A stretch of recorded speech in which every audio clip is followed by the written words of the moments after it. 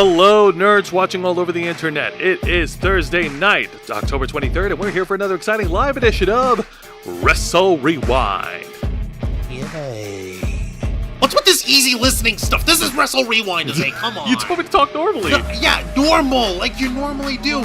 Not all this right, stupid, fine. Not this stupid weird little voice that you did. Come on. All right. My bad. Welcome to Wrestle Rewind. It just doesn't feel authentic anymore. Yeah. now you're just phoning it in.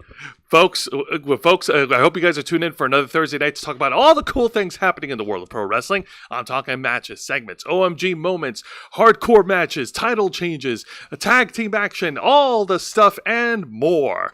I'm your host, Jose Casabona, and I'm also the host of the number one show here on this channel, The Ravens Flock. And joining behind the camera is the host of the Black Files by Tag Partner for Wrestle Rewind, a man who puts in the hours behind all the videos on this channel every single week, Mr. Juan Arouse. Thank you for that fine introduction, Jose, as we are speaking on easy listening voice on the Ravens Flock tonight. WSJT 94.1. Wow, Juancho, for No, motherfucker, where did your energy go? Where did the vibe go? Where did the excellence go? You're sinking your own ship here, man. You're sinking it. We're under a cap. We have a cap to that We now. have a cap that's called cap. Volume cap. Yeah, that cap can eat my cap. Anyway, so folks, like all our other shows, we are simulcasting on YouTube and Kick. So be sure to hit the subscribe and the follow button. Click that notification bell for all our content. Leave your questions and comments below. We'll answer as many as we can. And if you wish to go above and beyond to support the Ravens Flock, then you can become an Inner Flocker. And for $4.99 a month, you'll have access to all the perks that comes with our membership. Juan, tell them. Well, for all the interflockers we've got in our chat, and I know we have plenty, go ahead and show off those lovely membership badges and custom emojis, letting everyone know that you are here to help rescue the Ravens Flock from the clutches of late-stage capitalism to become full-time streamers. Since 2013, we've been working hard, staying strong, making your voice our mission. The only thing standing in our way now is the fact that we have to work 9-to-5 jobs just to keep our lights on. However, there is a way that you can help rescue us from that dim and dismal fate, and that's by doing what you find folks at home have been doing best, which is simply supporting us the way you always do, which is just by liking our content, commenting both during and after the stream, sharing our content with everyone you know and love who has an affinity for geek culture, nerd culture, pop culture, and everything in between, and most importantly, saying subscribe to us and making sure that you hit the notification bell for all alerts. The more people you mention us to, the more subscribers we get. The more subscribers we get, the more inner flockers can come out of it, and before you know it, we'll be completely self-sustaining to the point where we're no longer just doing this show for the love of the game, but we're doing it also as our livelihood. With your help, we can and will succeed. You also get access to Members First and Members Only content, a special discount to our merch store, link in the description below, and you get access to us, the Ravens Flock, your favorite motley crew of nerds, here to make your voice our mission by providing us your thoughts or input, your feedback, and your ideas to better shape the future of this channel to suit your tastes and needs. Hey, up there, Hassan Terrell, welcome back over here. We saw that you came back last night, but pray tell, what is exactly that we do here on Wrestle Rewind? So here on Wrestle Rewind, we review three of the most exciting pro wrestling programs in North America today. That is WWE's NXT, AEW Dynamite, and TNA Impact. Alright, so here we go. We're near the end of the month of October. AEW WrestleDream has come and gone, more on that later, and we're now heading towards our next pay-per-view event, NXT's Halloween Havoc, which is happening this Saturday, October 25th. Yes, and for the record, Hassan Terrell, I'm going to say this, this is the one and only time that I'm going to say this. This has been a problem with you. You keep mentioning what shows are coming up in the week and what days and what times. You don't have to do that. I'm going to remove it this one time. Please don't do it anymore. This has been a continuing issue with you, specifically, and I'm calling you for that tonight. All right? Thank you. We appreciate you listening over here. So, otherwise, you're free to enjoy the show. Thank you. Now, with that being said, yes, Halloween Havoc is coming up on the 25th. It's going to be a lot of fun. We get to see NXT wrestlers and dressed up in their awesome Halloween costumes. And for Tatum Paxley's case, whatever happens to be in her closet at the time. Yay! And apparently we're also... we're going to get to the special guest hosts of the Halloween Havoc very shortly over here.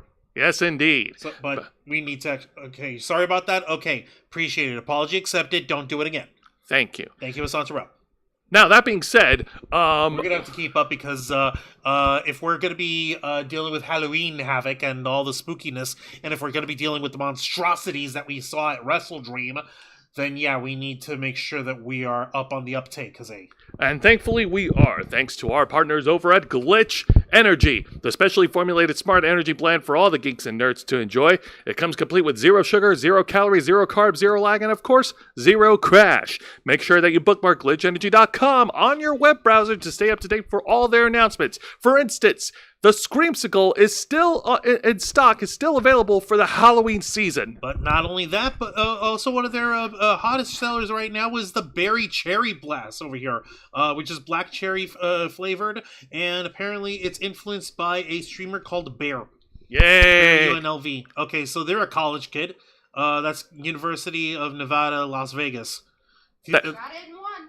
Nice. Very good. Yeah, no, I know I know my stuff. Okay. But yeah, if you're, but yes, if you like that flavor, or if you like, if you like that flavor, if you like blood orange popsicle flavor, then get your hands on Berry Cherry and Screamsicle respectively. And of course, much like the Ravens Flock, yes, as you can see here, we're not going to go through all the facts, but they are 100% transparent in what they put in their product. And what's this? Are you too broke like us? Yeah, it sucks, don't it? But it doesn't have to always suck, because Glitch Energy will help you through the Cash App Afterpay program. It is 4 interest-free payments of $8.74 until you're able to pay off the full retail cost of this particular product. It's four interest-free payments of whatever your total bag is at the time whenever you're ordering through Glitch, and they pull it out from your debit or credit card in 2-week increments, no interest, until the full price of the payment is paid off in full, and you'll still have your products shipped out to you right away, so you don't have to worry about it being on layaway or having to wait to finish paying it off in order to own it, because you're already paying for it. You're just paying for it little by little. Of course. And what's this? You still can't afford it? Well, guess what? We've got you covered. Because if you go to glitchenergy.com and use our promo code FlockFuel, you'll receive a 20% discount on your order, so don't delay. Go to glitchenergy.com, use our promo code, get your hands on Screamsicle and Berry Cherry now. We want to once again thank Glitch Energy for partnering with the Ravens Flock. All right, so let's go ahead and do this. We're going to get straight into the review. Mr. Wanna Rouse, please ring that bell. Don't mind if I do. We're going to start things off with this week's edition of WWE NXT. This is the go-home show before their pay-per-view event, NXT Halloween Havoc. This is the last stop before the pay-per-view weekend. It's going to be great. It's going to be awesome. Now, last week we talked about how the main event featured an incredible 20-women battle royal where Tatum Paxley won the opportunity to challenge for the NXT Women's title. She won the number 1 contendership, and we were all shocked and surprised. Yeah. Well, and we have no idea how it came to that, but you know what? We are down with it tonight. Of course. Now, we're feeling all right here, Hassan. Thank you very much. All right. Now, we open things up, of course, with a promo segment from the Culling, specifically the number 1 contender herself. Look at Tatum Paxley. She's happy. She's going to Halloween Havoc. Yay. She's going to Halloween Havoc, and she's going to challenge for the women's title. Hooray. Exactly. She's not invoking Beetlejuice at all with her shorts. Or is she? Hooray. I don't know what you're talking about, Juan. You're the one saying these crazy things. You know. You're the one invoking. Hey, I observe and I point out. All right. Why would you invoke the evil spirits like that? I mean, have you seen this girl? Yeah, fair. Yeah, no, you're right. She plays with dolls, for goodness sake. But anyways, playing with dolls is one thing. Playing with Beetlejuice is another. So Tatum Paxley gets on the mic. She cuts a promo. She's happy to have friends in her life. She's happy that the Culling accepted her. She's so happy. And she's happy that she's going to be challenging to JC Jane this Saturday at Halloween Havoc, and she's vowing to bring the NXT Women's Championship to the Culling. Yay! Isn't that nice? Does she not realize that they're a bad guy group? This is so sweet. Has she still not figured out that she's in a heel stable? Well, when you're someone who's friendship starved and you need friends, especially when 2 of your friends got fired because freaking WWE doesn't know a good thing when it's right in their face. We could have had Chemical X. What I'm trying to say is Shotzi. What I'm trying to Gigi. what I'm trying to say is things are not exactly black and white when it comes to Tatum Paxley. Like, if you're her friend, she doesn't care what side you're on. Oh boy. That being said, we get interrupted by the fatal influence. JC Jane cuts in on the proceedings, and then she runs down Tatum Paxley, belittling her, calling her a freak, calling her, saying that she doesn't have what it takes to win the championship, and that she thinks that Izzy Dame should have won the title because Izzy Dame has a much better chance in winning the title than she does. Like, it's... Ooh, the nerve. How dare you. I also got to give a little bit of credit to Fallon Henley. She comes up with a good insult and she calls Tatum Paxley tater tots. Hey, I'd like to be a tater tot for Tatum Paxley. Well, man, it's been a while since we had tater tots for dinner, hasn't it? I want to be her tater tots. Oh, wait. For Paxley or for Fallon? For Paxley. Oh! You don't want none of that country. You don't want none of that country stuff. I don't need. No. Fallon Henley isn't a tater tot. All right. Yeah, you're right. She'll make you scoop up horse poop. Yeah, Tatum Paxley is the tater tot, and I would like to be the tater tot for Tatum Paxley.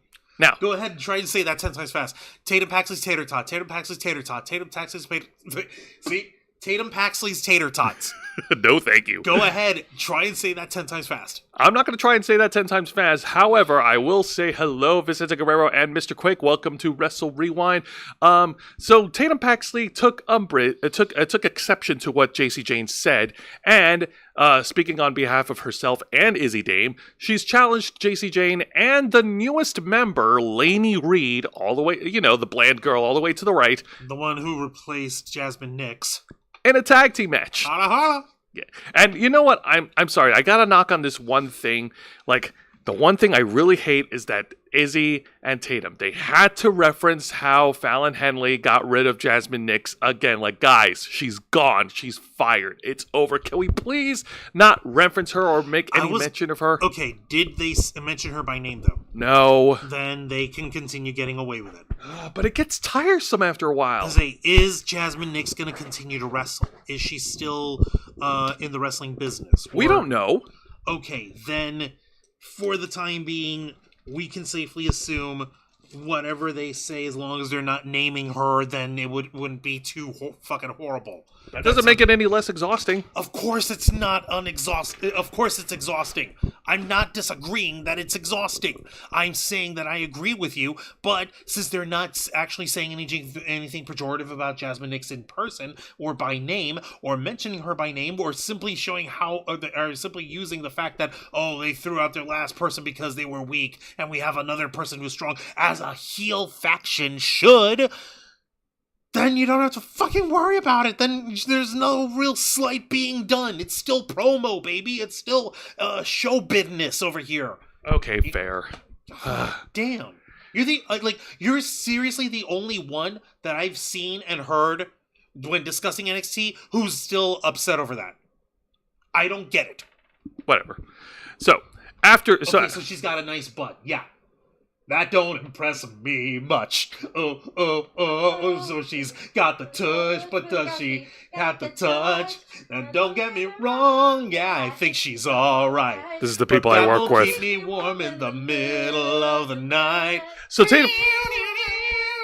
That don't impress me much. So Tatum Paxley and Izzy Dame proceed to have like a post-talkie segment fight.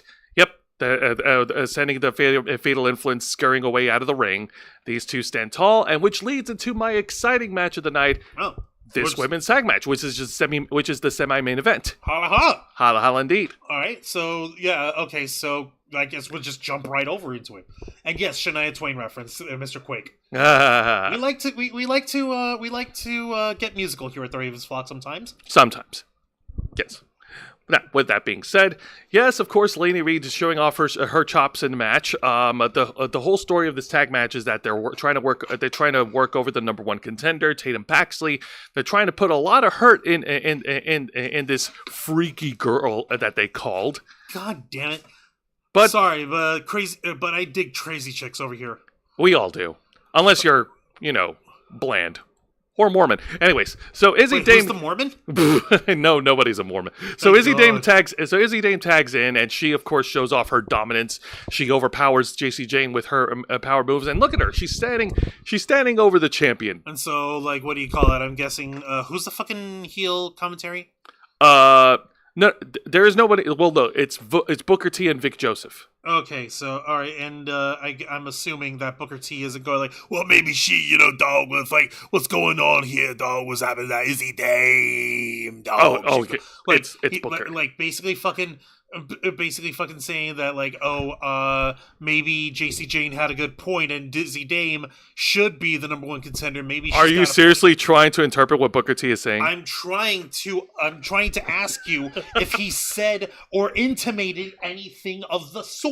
Hell because no. That would be intelligent commentary. Hell no, I tuned Booker T out. Fuck that guy. So it's official. Like, it's just Booker T on all over himself. Yes. Still shucky ducking his quacks. Unbelievable. Pretty much. Let me get to the hot girl over here. Thank you. So Tatum Paxley gets tagged in, starts working over Lainey Reed, and she starts putting in the punishment on her before Lainey Reed tags in JC Jane. We finally get a little bit of a face-off, a little bit of an amuse-bouche of what to expect at Halloween Havoc between JC and Tatum Paxley. Oh, we do we? Uh-huh. Now, yep, go ahead. And then we get of course, after Tatum Paxley was worked over, she gets a hot tag on Izzy Dame as he starts nailing everybody with clotheslines, and you see here a big boot to the face. But oh yeah, dog. But then Izzy Dame cranks it up to 11 and delivers an incredible spot during this tag match. Seriously, that's enough to make Jericho blush. She hits a double code breaker on the Fatal Influence. Jesus Christ. That is so cool. Okay, yeah, they're definitely trying to show instead of telling over here. Because this is the image and this is the story that they're giving. Is that this match is giving giving truth to the lie of, oh, Tatum Paxley, you don't deserve it. Your friend Izzy Dame deserves it to be the number one contender more. And this illustrates like, oh wait, maybe Izzy Dame does deserve it because she's the one coming out all dominant over here in the middle of the match, isn't she? That's right. Okay. Well, considering that this kind of visual still needs to be, handheld to our audience, not our audience here at the Ravens Vlog, you guys are intelligent. I'm talking about pro wrestling audiences for the majority of the part who kind of don't see that stuff and kind of need it also told to them as well. But I digress. The point is, I really, really hope that this was made a mention because we know that fucking Izzy Dame is totally going to turn on Tatum Paxley. Oh yeah, of course.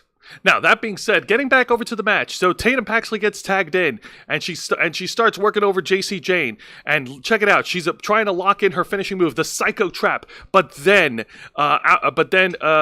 she was distracted by Fallon Henley, and the distraction was long enough for the Fatal Influence to pick up the victory, hitting, with JC Jane hitting her spinning forearm. Your winners, the Fatal Influence. Boo! Fuck these bitches. But it's not all bad news for the number one contender. The Fatal Influence then tried to gang up on Tatum Paxley 3-on-1 post-match beatdown, but Tatum Paxley fought off all three of them.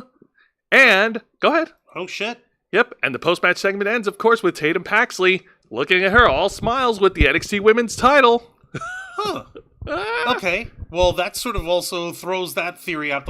I'm over here I've got my freaking clipboard. I'm like, fucking throw the whole thing away. Like, so much for that bit of storytelling. Like, yeah, Izzy Dame may be better in a match, but when Tatum Paxley is pressed up against the wall, she uses her hot crazy girl powers and is able to beat three women at once. Yeah. So, no, seriously, I'm just like, I've got I don't know who the fuck it was who did it, has this fucking sheets full of notes, just throws them up.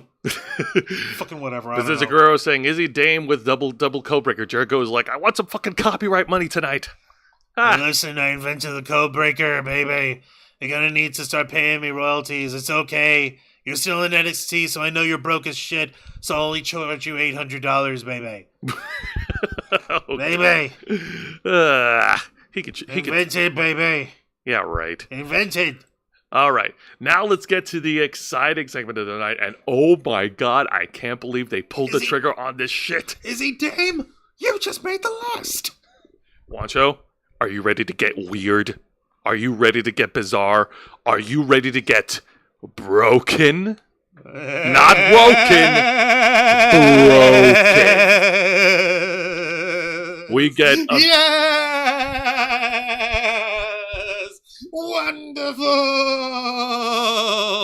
The Broken Hardys. Yes, in a video package that over at the Hardy compound, we see the Hardy Boys will cross over to the Lake of Reincarnation, and they come back as the Broken Hardys, and they have challenged Dark State. Broken Matt and Brother Nero. That's right, and they have challenged Dark State into a tag team Broken Rules match at Halloween Havoc, and they showed off every member of the Hardy family. They showed off Senor Benjamin, Lord Wolfgang, King Maxwell. Let's see, Rebby. Oh yeah, Queen Rebecca. I was about to say, like, what? Like, we're literally just gonna leave out Rebby Hardy. Hang on a minute. Don't they have a third child? I don't fucking know how many children these Hardys have. There's King Maxwell, and then there's Lord Wolfgang. Isn't there like, how many fucking children do they have? Not like I'm trying to keep count or nothing like that. I'm just like you're asking me this shit. I don't fucking know. Yeah, Broken Hardy versus Demon Finn Balor. That would be beautiful if we can actually get that shit. The last time we had a broken match, it was between Bray Wyatt and Woken Matt Hardy, and that cleansed Bray Wyatt for a little while. What else did we have? Yeah. Okay. Okay. Yeah. No. They have 3 sons. Oh shit, 3 boys. They're 3 boys. Seriously? Yeah. No. King Maxwell, Lord Wolfgang, and Bartholomew. Bart Hardy. Barty Hardy.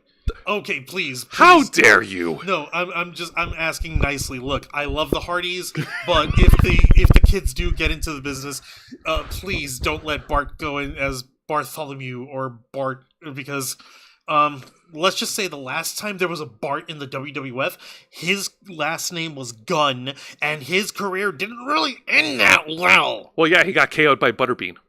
Exactly.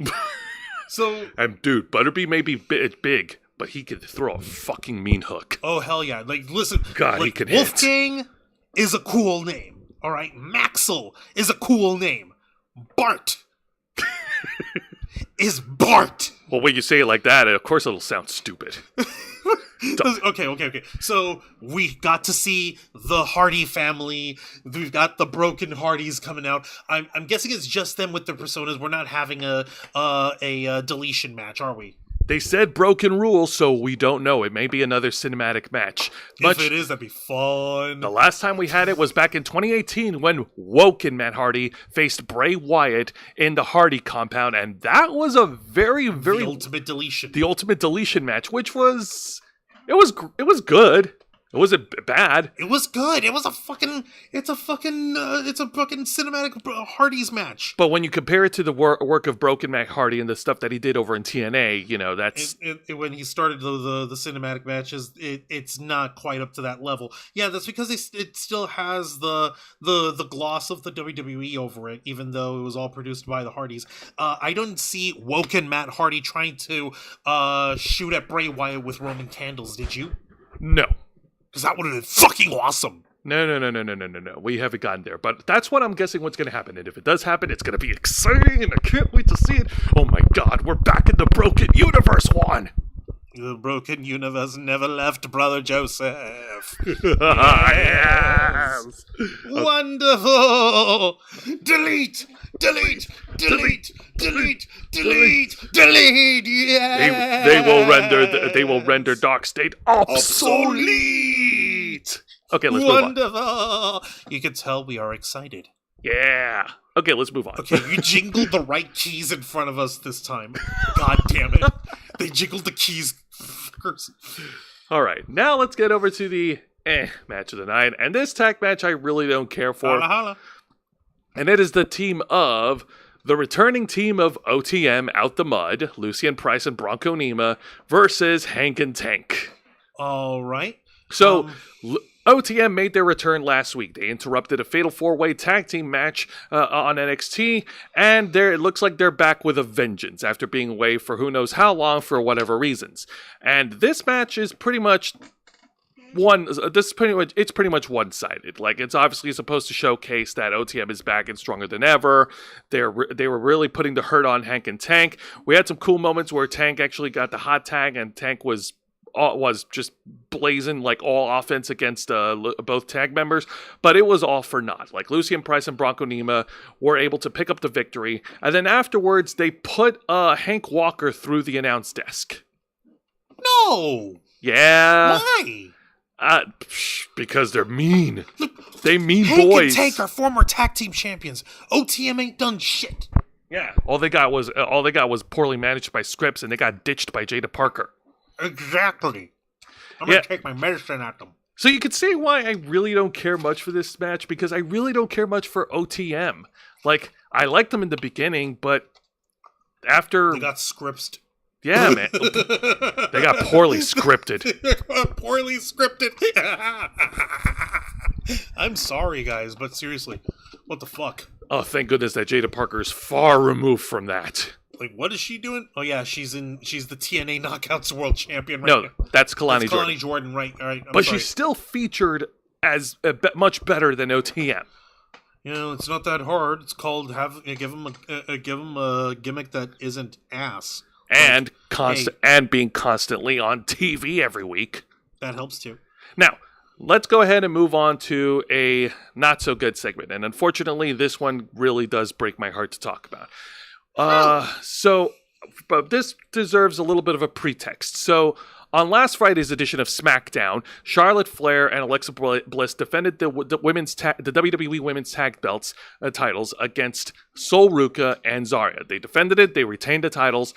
Unfortunately, and I don't know if this is a work or not, because I didn't see anything in this match where Sol Ruca botched a move. She didn't botch any moves. She didn't hit anything. But there was a spot, and this may have been the deciding factor, where she was distracted by Blake Monroe, who was at ringside, and then Charlotte Flair attacked Sol Ruca right behind the leg and rammed her knee onto the barricade. And before locking in the figure eight and forcing her to tap out. Forcing her to tap, right. Okay, yeah. So that's what leads me to think that, okay, this injury angle is a work, but she came down to the ring. She's got a walking stick. She's got the knee brace. She has announced that she will not be medically cleared to compete this Saturday, and she cannot defend the Women's North American Championship. And during her speech, she was interrupted by Blake Monroe, and Blake Monroe is trying to declare that, you know, since the North American Championship is going to be vacated, I think it's only fair that you award it to me. We're not going to award it to any fucking buddy woman. Come on, Blake. You hot, but you ain't that hot. Oh, hey, Ava's there. Hi, Yeah. Ava. Exactly. Oh yeah, I forgot Ava's there. So Zarya then gets on the mic, and she is such a good friend. She's such a really good friend. She's taking it upon herself to act as Sol Ruca's proxy, and she will face Blake Monroe for the NXT Women's North American Championship. So, like, to defend her friend's honor, if I remember that correctly. War by proxy. Yeah. Okay. This was the only cool thing. It's better than just Did Boss Girl give the go-ahead? Yes, she gave the go-ahead. This is much better than just vacating the title. And I don't know. I don't like this injury angle because I saw the match. I saw the match on SmackDown, and she didn't do anything that would exacerbate her leg. This all has to be a fucking work. I'm guessing something else is going to happen, and we're going to see it unfold at Halloween Havoc. Juan, what do you think? Okay.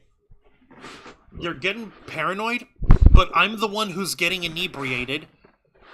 So quit stealing my gimmick. Number one. Number two, now that you mention this shit, I'm over here like, God damn it, now I can't not think that, oh hey, maybe Sol Ruca is if we're going to have any sort of storyline on this, maybe Sol Ruca is faking it, pulling a Seth Rollins, and then she turns on her friend Zarya afterwards, like, hey, congrats, you just defended the championship for me. Ha, fuck you. No, I'm tired of having you lap around me, and yeah, we're friends, but you're trying to do too much shit, and you're trying to get in my way kind of shit.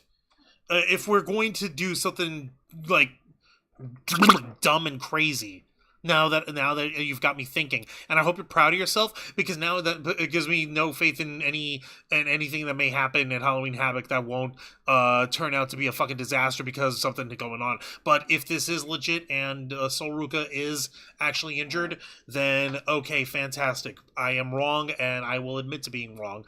And I hope that Zarya puts on a good show, and Blake Monroe shows her what's for. All right. Also, thank you, Ava. Yeah. Also, Mr. Quake said, War by Proxy. Nice tag team name. Right? War by Proxy. What do you think? Is that a good tag team name? Yeah, I guess. A bit. Okay, yeah, I can see that. Now, before we talk about the main event, we do have an honorable mention. Yes, I'm bringing those back. Wait, you forgot to... yeah, there was also a post-match angle. There was also a fight angle where Blake Monroe tried to attack Zarya. Zarya laid her out with an F5. Sorry. I just need to say props to Blake Monroe, because she knew exactly where the camera was. Oh. Because look at the angle. Oh, no. And her boot is in the perfect position to block any view. Wancho, why you gotta go there? Why do I gotta go there? It's simple, because that is excellent videography. Yeah. That is excellent camera framing. And yeah, no, she's blocking the view, folks, so you don't get any sort of naughty looks up her skirt. So take that, you pervs. Sorry, no glamorous close-ups for you. Yeah, sorry, you're not allowed to enjoy the glamour. That's what she calls her vagina. Anyway. All right, now before we get to the main event, we do have an honorable mention to talk about, and this one is a one-on-one contest for the TNA X Division Championship. What? The X Division Championship being defended in NXT? This is the second time this happened, yeah? Yes, on last week's edition of NXT, Ariana Grace begged Santino Marella to give her real-life husband, Channing Lorenzo, a shot at the TNA X Division title, and the dad obliged. How nice. She literally did a Nepo baby thing. Yes, she did. Go ahead and show it. It's okay. Yes, this deserves an honorable mention for a couple of reasons. Number one, this was a very awesome, very spectacular match. Lots of incredible high-flying action from Leon Slater. I will never deny Leon Slater of his athletic ability. Who would? You'd be stupid if you would. And number two, because it gave us this really funny spot where there was a jump scare. I have a picture, by the way. You do? Yes.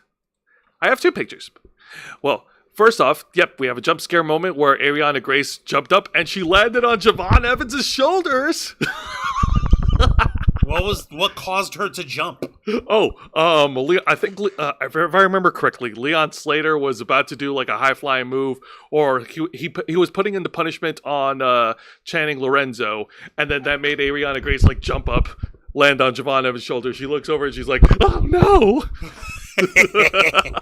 Okay, so this is a comedy bit. All right. And number three, because after Leon Slater successfully defended the match, we get interrupted by La Parca in the skeleton clothing and Mr. Iguana. He's got an iguana. Jose, you're killing the hype. You're killing it. It's Mr. Iguana. Mr. Iguana. I hope you can understand how disappointing it is that you're ruining Mr. Iguana for me. He's so cool, though. How? Because he has an iguana. That's not a reason how. Well, Lola Vice thinks he's cool. Cut it out. So it is announced that at Halloween Havoc, we're going to get a tag match with Javon Evans teaming up with Leon Slater to go up against La Parca and Mr. Iguana. An incredible interpromotional tag team match. Holla holla. Indeed, and I'm looking forward to that. Yay! Okay, so that is actually rather cool, and yeah, Jose, look, it's fine for Mr. Iguana to have an iguana, but he's got to do more than that in a wrestling match. Please, I'm asking actually nicely. He does wrestle like a badass. If that's what you're looking for. That is what I'm looking for. Well, don't worry. He wrestles like a badass, and he has a pet iguana. La Yesca! Yeah, except that's a puppet. Shut up. Puppets are cool. Sometimes. Anyways. It depends on the puppet. Now let's get over to the main event segment, and it is the official contract signing. Boy, NXT love to wait until days before the pay-per-view to do this. It's a contract signing for the NXT champion Absolute Ricky Saints and Trick Williams. This contract is for their main NXT Championship main event match at Halloween Havoc. All right, so very cool to see these guys are going to be throwing down. I cannot wait to see that. What the heck are we looking at over here? Because all right, there's so more people that I would like to see. Yep, there's security personnel in the ring, and Ava's joining us. Hi, Ava. Hi, Ava. Yep. And we get the two competitors that are sitting on opposite sides of the table, taking turns to sign. Trick Williams gets on the mic, and he starts big brothering Ricky Saints, little brothering Ricky Saints, saying that he is pretty much the total package. He doesn't really need NXT. He doesn't care about NXT. He's the one holding it. He's the one holding down the brand because he's Trick Williams. He's pretty much trying to put himself over because he doesn't need NXT. You know what? He's got the face of Hollywood, baby. You know what he does need? Yes.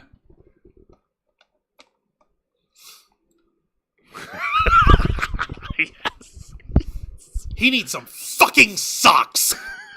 Don't make Hangman Adam Page come over there. Motherfucker! What is with these motherfuckers and going out without socks? It's gross. It make your feet smelly. Why? Because I can. Such a dumb fucking fashion trend. I don't fucking get it. I know I'm not that old, but goddamn. Trick Williams accuses Ricky Saints of being a copycat, of being a wannabe, of trying to follow his coattails, and he then belittles Ricky Saints about how he spent so many years in the Indies, and that Trick Williams isn't built for the Indies. He's built for Hollywood. He's built for the WWE. Pretty much just dismissing him, like just blech. Like just being an asshole to Ricky Saints. And then Ricky Saints, he got on the mic and he got fired up. And this was the Ricky Saints that I was personally waiting for since his debut. He got on the mic and he said that, yeah, he's an emotional guy. I wear my emotions on my sleeve. That's not a bad thing. And yeah, I grind it out. And then he pretty much tells Trick Williams to shut up. Like, who the hell do you think you are talking to me like that? If you were in the Indies, you wouldn't your ass would have folded just like your clothes. Yes. And he is the real deal. And NXT is his house. And it's time for Trick Williams to get kicked out. To which Ricky Saints proceeds to freaking throw the Trick Willie through the fucking table, apparently. That was such an amazing promo. How does he Rochambeau him through a table? It wasn't a Rochambeau, actually. What was it? It was a spine buster. He just grabbed him and just spine buster planted him through the table, which is fine. Okay, that being said, an incredible main event segment. Great promo work from Ricky Saints. This was the fired up Ricky that I needed to see. And every one of his promos in AEW, he is always fired up. He's always showed emotion. And this is what was needed. Yay. Yeah, no, I'm looking forward to this over here. Let me look in the chat before we continue. Let's see, Mr. Iguana versus Joe Hendry. Cool to see La Parka. To be honest, do not know much about Mr. Iguana. Okay, same. I love the Muppets. Like, of course, everyone loves the Muppets. Puppets really are cool, mostly because Harley Cameron likes them. I mean, she's crazy and she's hot, so I don't give a damn. Yeah, Absolute Era. Exactly. Yeah, Booker T and The Rock. Ha! I get it. Ha ha. Very funny there, Mr. Quake. Oh my god. Okay. Seriously though, this sounds like it was hyped. NXT Ricky Saints is better than... they're both pretty good. They're both pretty good. Listen, without Ricky Starks, we wouldn't get Ricky Saints. Yeah, and I'm just looking forward to hearing how this is going to go. Exactly. All right. Now, before we get into this week's edition of AEW Dynamite, me and Juan, we're going to talk and we're going to review the main event of this year's AEW WrestleDream, which was held over in St. Louis, Missouri. And the main event is a one-on-one I Quit match. These two men have been rivals for many years, and their rivalry has intensified with the addition of the cultist group, the Death Riders. That is out to do a thing. They're out to do a thing, that and we still don't know. And Darby Allin has been launching his guerrilla attacks on each member of the Death Riders. And these two guys squared off last month at All Out at a coffin match, and they're going to do it again in an I Quit match. And it is Jon Moxley, the leader of the Death Riders, versus Darby Allin. Why? Now, thankfully, we got some great people on the internet, who posted the video of the full main event completely free on YouTube, and we saw the whole thing uninterrupted. Through a Minecraft server. We're not, Jose, what are you talking about? Oh yeah, piracy is a bad thing. We don't do the bad things. Oh yeah, that's right. We saw it through our own. We like a friend of a friend. With a friend of a friend. Our cousins, brothers, nephew, twice removed, uncle's roommate. Yeah. They showed it to us. Yeah, they showed it to us on Minecraft. But thankfully, Juancho, we also have pictures to show. Yay! Guys wrestling not in wrestling wearing socks is at least telling me they respect the old days of boxing, classic Mike Tyson look. Mike Tyson? Okay, Mike Tyson can get away with that because he's a murderer, okay? So, we start things off, of course, where Darby Allin, he brought the flag of AEW, the same flag that he used to put when he climbed Mount Everest. Which, by the way, guys, I did manage to find the actual photo that he said that he posted. So, okay, egg on my face, I was wrong. He did really take an AEW flag up there. I apologize. It's okay. Please continue. It's all right. He brought the flag into the ring, laid it down right in front of Moxley. Moxley, of course, being an asshole and just wipes his feet all over it. And Darby Allin was having none of that shit. He starts wailing over Moxley with a series of right-hand blows. And before Moxley starts rolling out of the ring, and Darby Allin hits an incredible tope. What's up? What? I thought Moxley was all like, oh no, I'm rescuing AEW and I'm doing all this stuff to make AEW strong and awesome. Why is he, wiping his feet on the flag? Yeah. Because fuck Darby, I guess. But it didn't take. But of course, it didn't take long for Moxley to turn the tables. Before we get to that, like he actually tried to choke Darby Allin out with a chain, tried to force him to say "I quit." That didn't work, and we saw the match. Like Moxley continued the punishment, took Darby Allin outside of the ring. He brought the skewers. No, he had Marina Shafir. Hand him a skewers, and he takes one of the skewers and he puts it inside Darby's finger. Wrong. Or had it not in his finger, in between his finger and the fingernail. Between the finger and the fingernail, yeah. He was trying to do I'm going to use exotic Asian torture on you, pal. Like they did it back in Nam. And I'm going to have them skewer underneath your fingernails so that they fall out and they rot. It's so because that's so hardcore. Okay, I'll give them props for one thing on that. What's that? They at least were playing gimmick with the skewer. We didn't really see Moxley actually try to skewer Darby Allin's fingernail off. Or just jam a bunch of skewers onto his head. That would have been a no-no, and we'll explain why in a little bit. But by all means, thank you for not being that stupid. Continue. All right. So anyway, back to the match. So after that happened, Darby Allin is continuing getting his ass kicked by Moxley. He did have a brief moment where he ran up the steel steps and knocked Moxley down at ringside. Yep, go ahead. And then in a callback to the finish of AEW All In, Darby Allin even tried to hang Moxley over by the rings to try to force him to say "I quit," but then Moxley just jabbed Darby Allin in the eye, be like, nope, we're not having that shit. He was hanging him using a chain and dangling him off from the rope over here. Even though you can clearly see Moxley holding on to the rope and just sitting on the apron because Moxley's like 3 times taller than Darby Allin. Silly Darby. That hanging angle is for Hangman Adam Page. That's why he won, and you couldn't do it. Please continue. Anyway, so after reenacting the finish of All In, so the fight unfortunately continues. Both these guys start fighting over by the ring apron until Moxley was laid out, and then Darby Allin goes over to the top rope and he tries to hit the coffin drop onto the apron, but Marina Shafir heroically rescued her leader from Moxley from the coffin drop angle, and Darby fell back first onto the ring apron. Ouch! Oh, no. And then the match starts to turn in favor of Moxley. Moxley grabs Darby Allin, then hits him with a pile driver in the middle of the ring, but that wasn't enough. He took his belt off and started trying to wail on Darby. Yeah. And that was enough. Moxley woke up one morning and he thought that he was the final boss. What the fuck is Darby wearing, by the way? What do you mean? Okay, no, I just realized Darby's wearing long boy tights. Yeah, that's right. He wears long boy tights, and over it he wears his ragged shorts. That's his style. But why? That's his style. Even for a style, why? We don't have to question why. I question everything.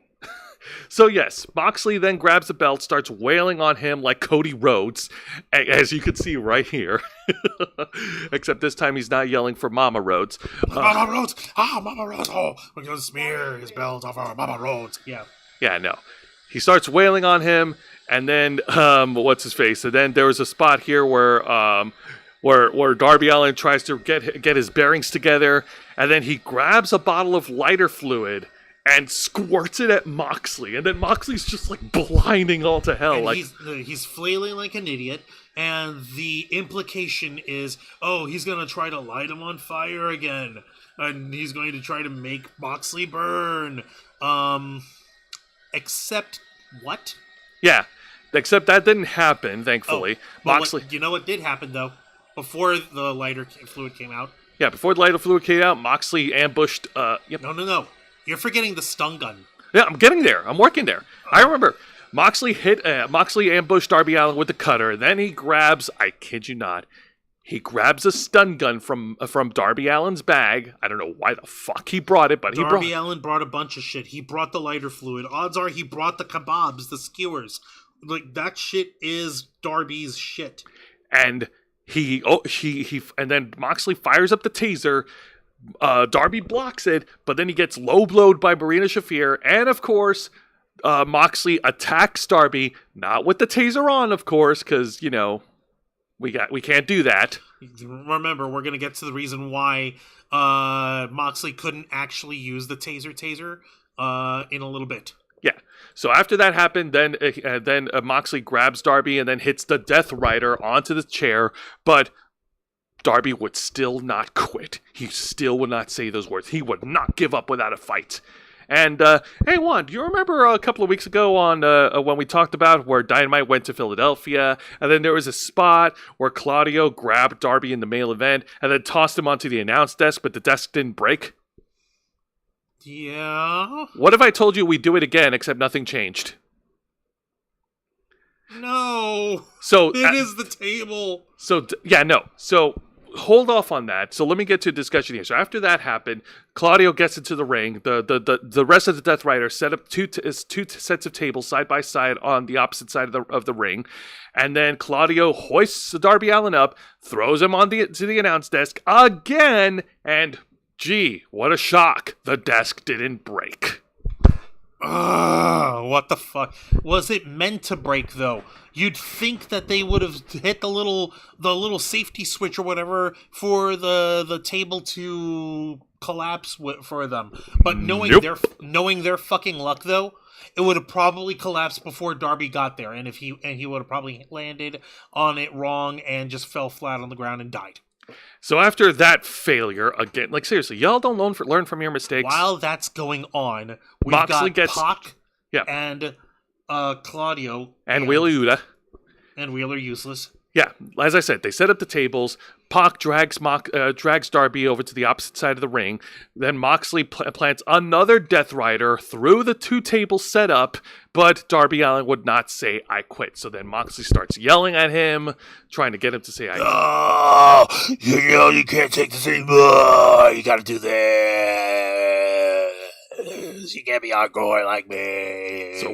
So it looks like 2 tables isn't going to be enough. So now we're gonna crank the violence up a notch or down a notch, depending on your perception. No, this is still violence because at this point of the match, the crowd was chanting, "This is murder. This is murder." So great time to pull out a freaking fish tank, right? Fish tank? What the hell? What the fuck would a fish tank do in pro wrestling? I mean, the only way a fish tank could even be helpful in any way is if it was like fucking, I don't know, filled with water and you tried to waterboard the guy in the middle. Oh. That's exactly what they did, isn't it? So Moxley tries to waterboard Darby Allin into the fish tank, which is the silliest, dumbest thing to happen in wrestling. And not because it doesn't fit in a hardcore match. Not because it doesn't not because it doesn't fit, but 2 reasons why. A, it doesn't make sense to randomly have a fucking fish tank somewhere. And B, Darby's reaction to being dunked headfirst into the water and trying to be drowned. Or rather, his lack of reaction. Yeah, if I were him, I would be fighting or freaking like trying to struggle to get the hell away from that shit. Body language is key. Even if he's fucking like, "Oh, I'm so woozy, man, from all the spots at the tables that I just went through, man." You'd think nothing would snap him awake a little faster than, "Oh, by the way, Moxley splashing water in my face, like, "Oh, hey, you need to wake up? Huh? Wake up. And you actually snap awake from the cold splash of water and you realize, wait, where's that water coming from? Oh, shit. And, yeah. And not trying to say that you should be showing fear, but shock of like, "Oh my fucking God." And that's when they hold him and he's like, "No." Emote! And struggle with... And the thing is, you have to struggle with, like, defiance. Like, "No, fuck you, I'm not gonna go. No. But we're not trying to say that he should be flailing in cowardice. He should be flailing in defiance. Like, "No, you can't fucking stop me." But he doesn't do that. He just lets Moxley dunk his head a little bit in the tank, and he just sits there. And than Moxley just, like... He just takes it. Yeah, he just takes it. Like a bitch. Like a bitch. Now, there's one thing I do want to argue against. Apparently, a former AEW staff member who's also a mom actually was protesting this on social media, saying like, "No, this is super violent. You shouldn't show this to kids. The kids will. It's going to affect their minds. Now they're going to do it." And then I look at this and I'm like, "Okay, honey, this isn't the worst thing to happen on AEW programming. We have seen Christian Gage get dicked by fucking a freaking bat with nails, okay?" So we've seen them do worse than this. We've seen them do worse than this. So just simmer down, honey, okay? Enjoy what new job you've got. Let me see here. John Moxley is I'm more extreme than Darby Allin. Yeah, he wishes. Let's see. If he said to Guerrero, "Moxley keeps acting like he's BJW or Freedom's deathmatch feds. I need a fucking fish tank." Let's see. Crash Holly once said about the table spots he likes when the table doesn't not give, aka break. Why would Crash Holly like that the table doesn't break? Why? I don't get it. But then the lights come out. The lights go out. We don't know what's going on. The commentators have no idea what's going on. The commentators are useless. And then the lights go back on. And a certain dark icon returns to change the game. It's Sting!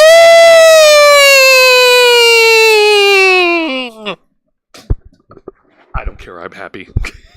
Yes, the icon. Sting. Santa Sting. Santa Sting. I don't care. This is a cool look. No, it's not. Sting. It's too weird. Sting returns, and with the baseball bat in hand, he chokes out Jon Moxley, and then he starts wailing at all the Death Rider members with the bat, knocking them out, and then he smashes the fish tank in the middle of the ring. With all the glass to lie around it. That's what I was going to say. That was all cool. I am happy that Sting's here. That is awesome. Wouldn't it have been smarter if you move the fish tank away instead of smashing it in the middle of the ring? Real glass, go cry me a river. Funny because it's a fish tank and it's not a river. It'd be like a puddle.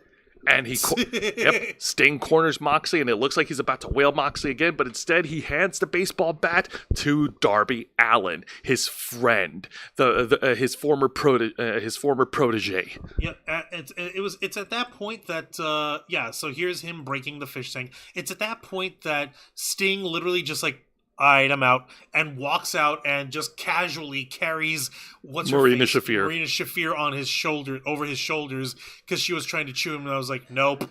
Yep. Like, I'm too old for this shit, and just carries her and walks off, and she's flailing and trying to punch his butt the whole time. Oh, boy. Yes, bang me like a drum. All right, and now let's go ahead and get to it. Now we get to the final moments of the match here. So Darby Allin has the baseball bat. He points at Moxley menacingly. No. And then Moxley tries to attack him, but then Darby hits him with a couple of strikes for the baseball bat, knocking him down. No. And then Darby Allin hits the Scorpion Death Drop. Then he goes to the top rope and then hits the coffin drop onto Jon Moxley, and then to finally finish him off, Darby Allin locks in the Scorpion Deathlock, forcing Moxley to say, I quit. Your winner of the I Quit match, Darby... damn, Twitter. Damn, AEW. If this isn't the size of his fucking ego, I don't know what is. Yeah.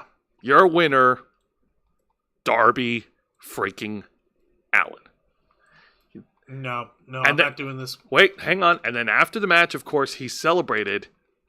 Yep, there's a winner, right here. And then after the match, he celebrated with the fans of St. Louis. Everyone was happy. He celebrated by waving the giant AEW flag that he brought into the ring. Yay! All is right in the world, I guess. Fuck you! No.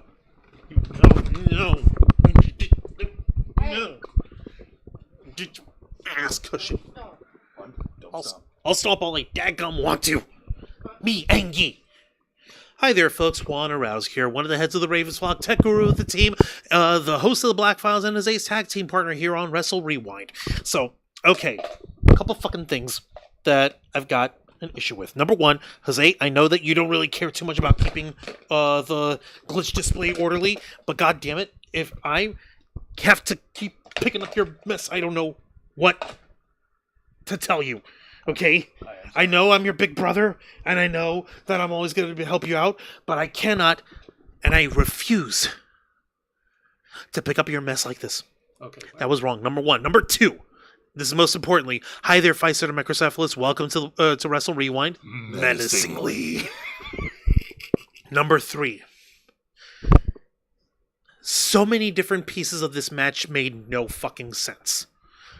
For starters, this finish over here. Yeah, I know. Logo out. It's all logo out. Don't worry about it. No, look. So you mean to tell me Darby tries choking this guy out with a chain across the throat? Nothing.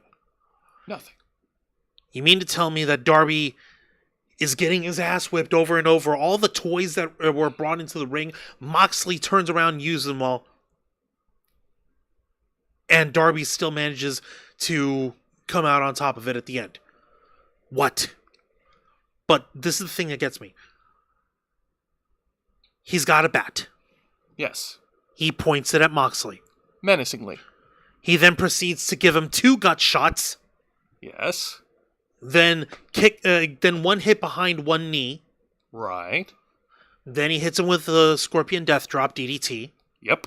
Coffin Drop. Yep. And then a leg lock, the Scorpion Stinger. Amen. So you're coming in from behind. You got jack shit in. This guy hits you with a taser. He belts you with a belt. He has his Swiss strongman throw you across the room. You're waterboarded twice.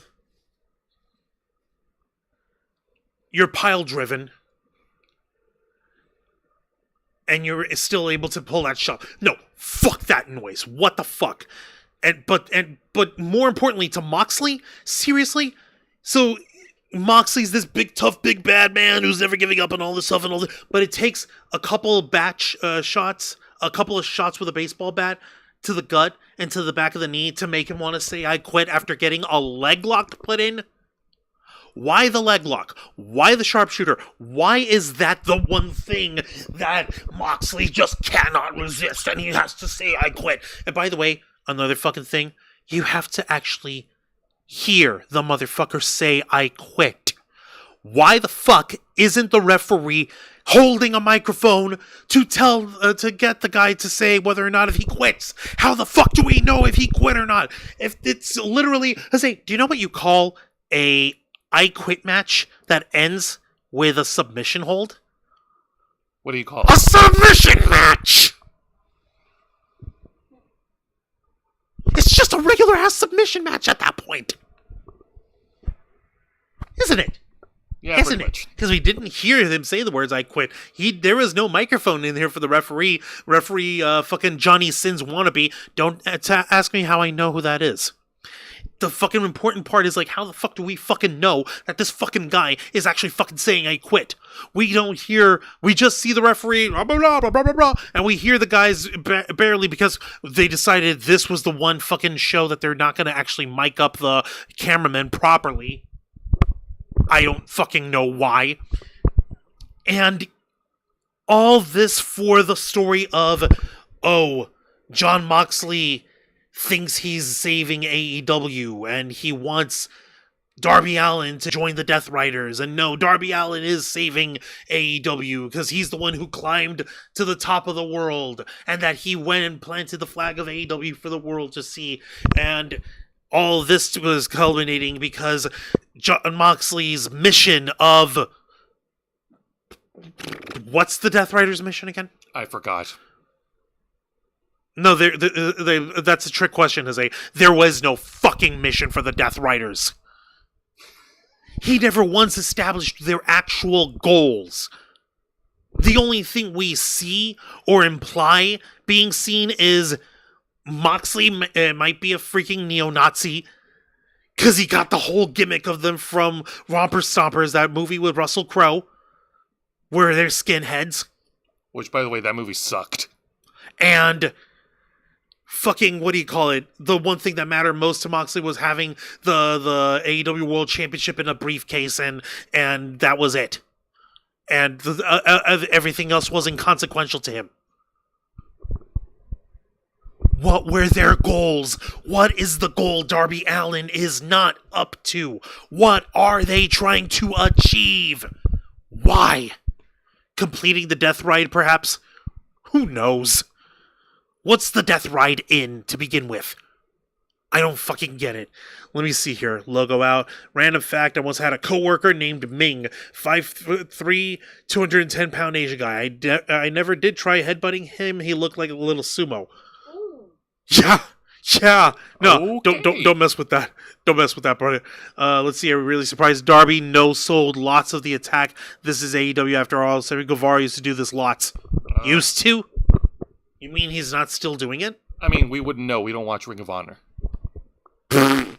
Like, those are the fucking points that I got here. This fucking plot, this fucking storyline between Moxley and Darby has so many fucking Swiss cheese holes up in this shit. It's like, you get that there is something that they're trying to say in their story, kind of, maybe, but both of these doofuses are sniffing their own farts so goddamn hard, they're not illustrating the rest of the fucking story for the audience. They could have done that at any time in the middle of their promos, in the middle of the match or whatever, because Moxley does like to walk up to the camera, oh, that's right, this is what I have to do. He doesn't want to learn, but I'm going to have to teach him. He loves doing that shit, so why does he fucking tell me, I told him he should have joined me. He knows that I wanted to cleanse the AEW of the stupidity shit. Like, he could have said something. But no, he fucking doesn't. And the reason why we keep saying, oh no, this match could have been way worse, is because this was happening in Missouri, which happens to have a state pro wrestling commission, which explicitly forbids gigging.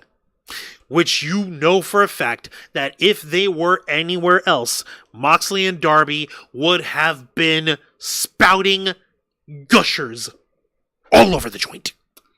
Yep. Instead of water all over the ring, imagine blood all over the ring. Well, there was a little bit of accidental bleeding because there was one point in the middle of the match where Moxley had Darby Allin his head caught in between the ropes, like twisted in between the ropes, and Darby's trying to get his head out, and that could nick you in the back of the ear. So Darby got that bit of accidental bleeding, which they managed to stop very quickly. And there was another piece at the beginning of the match where where Moxley was shoving Darby's mouth into the rope and trying to get him to say I quit while gagging him with the rope, and that caused him to bleed in the mouth a little bit, legitimately, instead of self-inflicted. So what's his face? Cue ball dipshit referee. I forget that guy's name. I forgot. I don't care. Yeah. Point is, like, he did have the blood gloves on for himself, so there was actual bleeding, but it wasn't a gig, so they managed to get away with it this time. But even with that handicap, they went, okay, we can't do blood, so we're gonna have to actually get creative. How can we be hardcore and edgy and crazed and as gory and awesome as possible without any blood? This is gonna be my greatest challenge ever. I'm an artist. I only saw Rocky 3 5 times. Motherfucker. Seriously. I'm kind of beginning to think that maybe Moxley didn't get off of the sauce soon enough. I think he might have accidentally alcoholed away a good chunk of his brain. Otherwise, this nonsense that we got out of this match could have been intelligible in some way or form. And I'm pretty damn sure he'll never see me. He'll never see the Ravens flock. He'll never hear this shit. He'll never hear us with our opinions. And I'm going to preface this with a statement pretty straightforward. Moxley's a professional wrestler. He puts his time and money into and his body on the line for entertainment. That is always going to be respected no matter what. That being said, motherfucker, you ain't no artiste.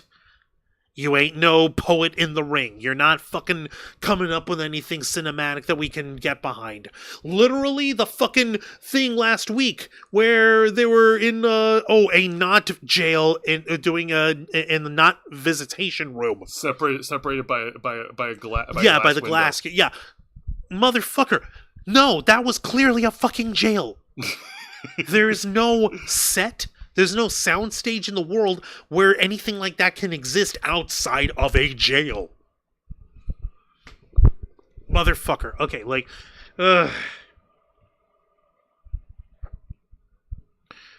Moxley, please quit sniffing your own farts. Darby, please quit sniffing your own farts and breathe actual oxygen. I think the time in Everest that you had up there gave you some altitude sickness. Seriously. Ulysses S. Borden, as Jim Cornette called him. Santa Sting. Santa Sting, I love it. Hi. I don't care. Hi, Sting. It's a cool look. Hi, Sting. Okay, bye, Sting. Fucking hell. What the fuck? What the fuck? Antonio Inoki didn't die for this shit. Tag it. Sorry, didn't mean to smack you so hard.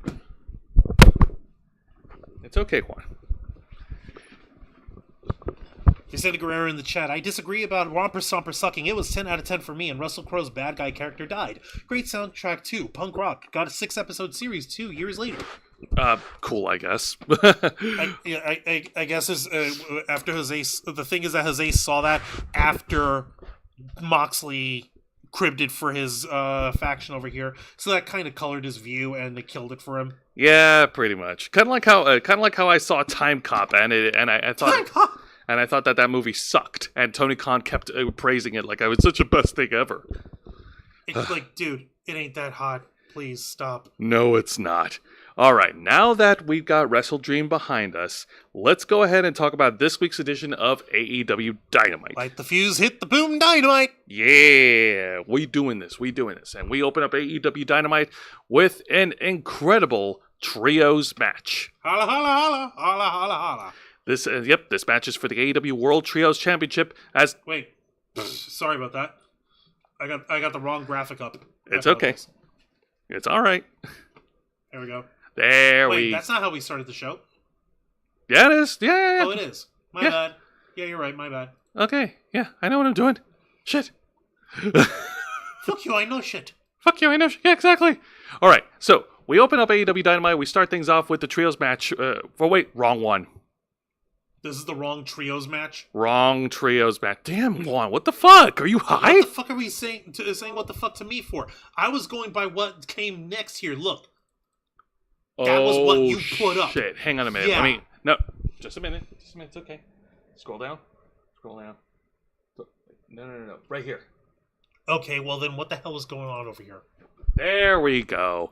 And this is for the AEW World Trios Championship as the defending champions, the Ops, Samoa Joe, Powerhouse Hobbs, and Katsuyori Shibata defend their titles against the Hurt Syndicate. That's right, the Hurt Syndicate has earned this opportunity after beating The Demand at WrestleDream. Which was Ricochet and the Gates of Agony. The Gates of Agony? Yes.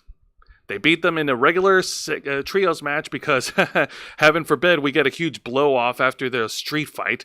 And the Hurt Syndicate has earned their opportunity at the World Trios Championship. And you know what? This match was fucking solid. This match was absolutely great. We got a brief moment here. We got a brief moment in the match where Powerhouse Hobbs and Bobby Lashley were going to square off, and the fans were going crazy because they were hoping to see some meat. But then Samoa Joe tags himself in like an asshole to take away to suck away all that excitement. That's Joe for you. That's Joe for you. Oh, no. You want more Samoa Joe? Here's peak Joe. So Samoa Joe is wrestling Shelton Benjamin in the middle of the ring. Shelton Benjamin was able to reverse a move. He goes to the top rope. He goes for a top rope dive. Samoa Joe nopes him, like just walks away. But then Shelton Benjamin was able to roll up, and then Samoa Joe turns around. Shelton Benjamin attacks him. It's like, wait, so Shelton caught himself as he was falling. He rolled it back up and got on his feet, and when Samoa Joe turned back around after noping him, what, did he just like sock him, attack Drop kick him? Drop kick him. Yeah. Nice. Okay. That's good. Now, unfortunately... Look, it's almost as if you had professional wrestlers there. I know, right? Right? So weird. Now, unfortunately, Shelton Benjamin was getting worked over by Shibata and by Powerhouse Hobbs, and after all that chaos happened, MVP gets tagged in. MVP starts fighting off against Samoa Joe. In the final moments of the match, Samoa Joe tries to lock in the Coquina Clutch. What's-his-face? MVP counters it. He hits his running knee smash. He hits the player elbow drop, and then he tries to go for his finishing move, the Playmaker, a.k.a. one of the worst finishers ever. But he was distracted by Ricochet, who just popped up over the ring apron, just distracting him, just being a little shit. And that was enough for Samoa Joe to reverse the Playmaker, lock into Coquina Clutch, forcing MVP to tap out. Your winners, and still the AEW World Trios champions, the Ops. Hell. Because we gotta drag out Hurt Syndicate versus The Demand a little bit longer. Like, okay, listen, this shit don't make no sense to me over here. We had everything just fine until Little Ricky showed up over here. Twitter Ricky. Whatever, same diff. Yeah. Let me take a look in the chat.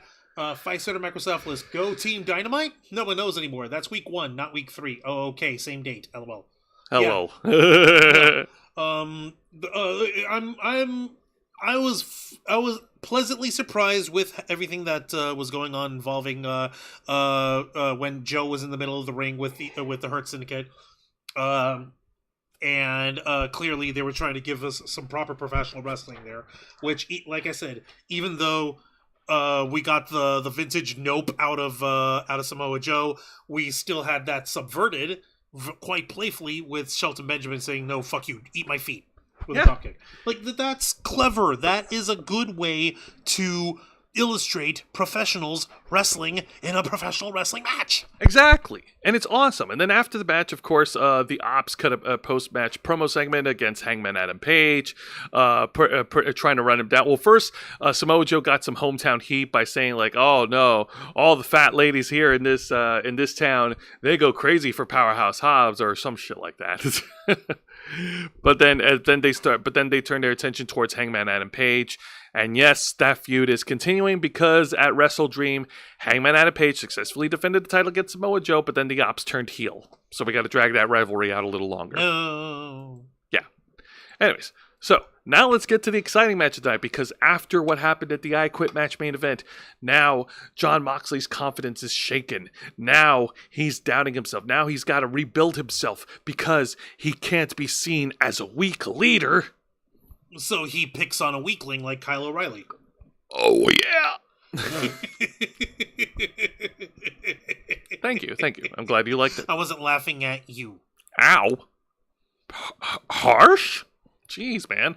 So Wait, yes. You want me to laugh at you? Well, laugh at my belching. No. Anyways, so Jon Moxley versus Kyle O'Reilly. This is my pick of the exciting match of the night, because it shows that Jon Moxley hasn't really rubbed off the itch of losing to Darby Allin at WrestleDream. We see moments where Kyle O'Reilly actually is like beating the shit out of Jon Moxley.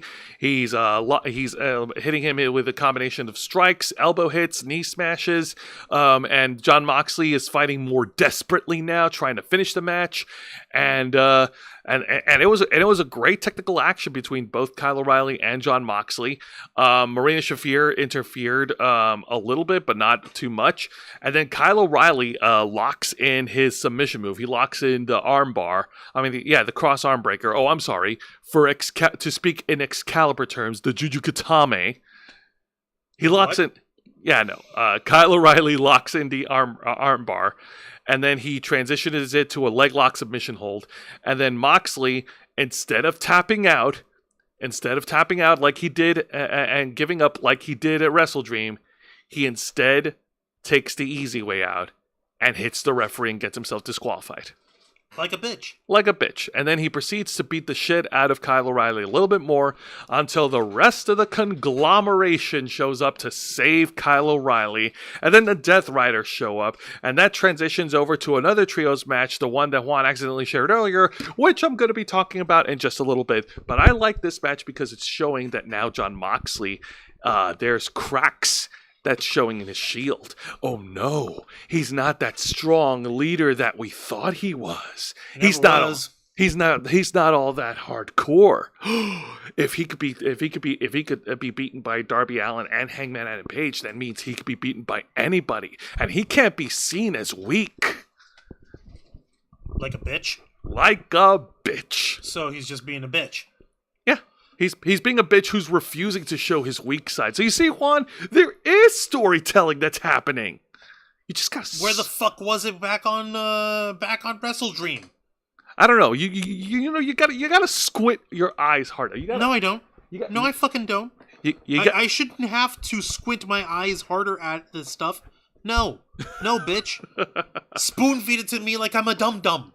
You got to look through it. It's like looking through a telescope to find the Orion's belt. Why are you going through the telescope through your mouth? You had the telescope over here. Sorry. I meant to do it like this. Like it's like looking through the telescope to find the Orion's belt, Juancho. You know. Jose, you don't need. You know how useless that is.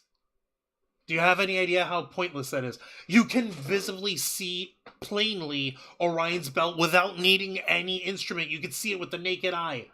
Which actually, This makes sense involving motherfucking John Moxley because he's trying to look cool and using a telescope. Oh, I'm looking for the Milky Way. We're in the Milky Way, dipshit. Every visible star in our galaxy that you can see with your naked eye is the Milky Way. I'm trying to find it. I'm a great explorer. Motherfucker. Let me see. Well, at least he's not trying to find the whiskey way. I'm actually glad that he got clean from that. No, and Vicente Guerrero was fucking with us. Like, if Moxley really wanted to beat Kyle O'Reilly, he would have walked in the ring with 10 candy bars. And it's because Kyle is type 1 diabetic. Ooh. Too soon? No, he's still alive. Yeah, you're type 2, aren't you? I'm type 2, yes. Ouch. Thank you. Oh. All right, well, let's go ahead and move on over to the exciting segment of the night before we talk about that really bad trios match that didn't need to happen, but it happened. And we get an in-ring promo segment, a victory promo segment from Darby Allin.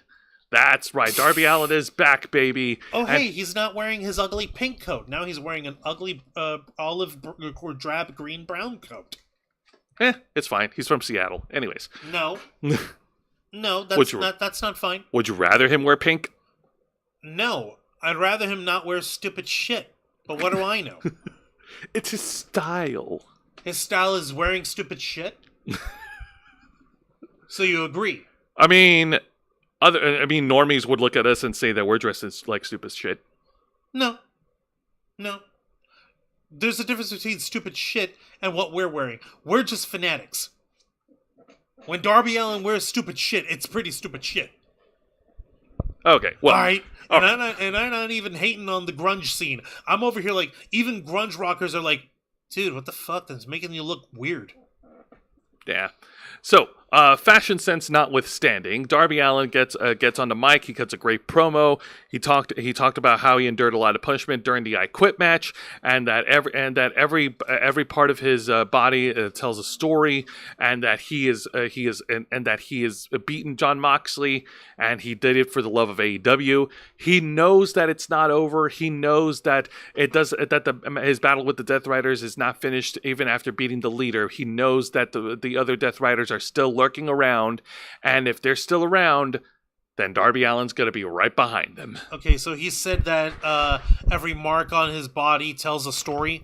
Yeah. So which story was he telling when he sat there lifeless when he was being waterboarded in the middle of the fucking ring? What's that story? Is the story I suck at drowning? Oh, damn. Because if that's the story he told, then magnum opus, motherfucker. Jesus Christ! I like the promo. I don't like that Darby is still feuding with the Death Riders. Like, can we please move him on to something bigger, something better? Like anything else? Yeah, anything else. Anything else? Like he finally beat Moxley. There. Awesome. Move on. If you're going to have a whole crusade against the Death Riders, then you start with the small jumps and end with the boss. He started and ended with the boss, which means he's done. There is nothing more to say. There's nothing more to do. If he can beat their leader, he can beat any one of them in the Death Riders, even but most especially Marina Shafir. But that's a weird thing to say because I do not like the idea of men beating up women. But but I digress. The point I'm saying here is they're doing this shit ass backwards. Yes, they are. And it's stupid. Now, that being said, let's go ahead and get to the worst match of the night. And yes, it is that trios match. We have to talk about it. I accidentally... Okay, you have to excuse me. I saw the thing of Darby with a flag, and I see a different photo of Darby with a flag, so I was going to buy the wrong marker for myself, okay? Sue me. No, dude, it's okay. I moved on. Cool. You move on. Now, it is, of course, yes, the Death Riders, represented by Daniel Garcia, Claudio Castagnoli, and Wheeler Yuta, versus the Conglomeration. You've got on the left, you have Mark Briscoe. On the right, you've got Roderick Strong. And in the center, you have freshly squeezed Orange Cassidy.